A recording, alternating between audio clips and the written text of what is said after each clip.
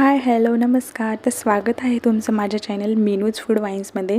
आणि आज आपण बनवणार आहोत गुळातला शिरा. एकदम छान लागते आणि एकदम मऊ लुसलुशीत झालेला आहे. बघू शकता खूप मस्त होते. तर त्यासाठी मी 1 वाटी गूळ किसून घेतलेला आहे.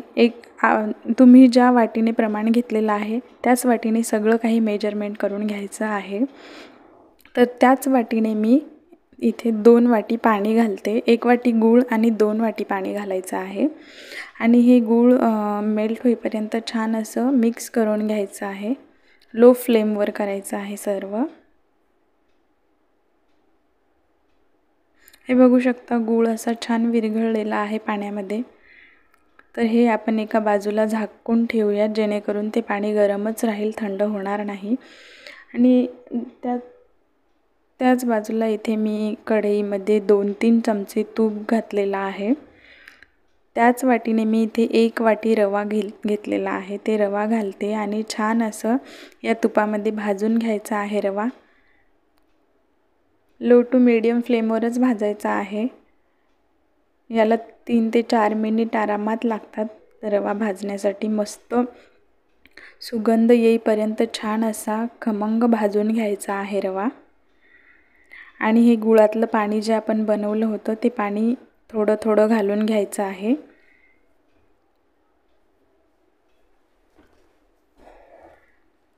छान असं मिक्स करून घ्यायचं आहे. लगेच रवा पाणी पिऊन घेतो, म्हणजे फुलतो रवा लगेच. हे बघू शकता लगेच पाणी पूर्णपणे जिरलेलं आहे. लगेच आपण थोडंसं ते राहिलेलं पाणी घालायचं आहे. असंच हळूहळू करून 2 ते 3 वेळा पाणी सगळं घालून घ्यायचं आहे रव्यामध्ये.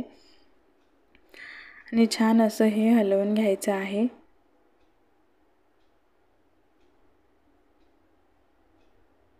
थोडं फास्ट मिक्स करायचं आहे जेणेकरून त्याच्यामध्ये गुठळ्या नाही राहणार.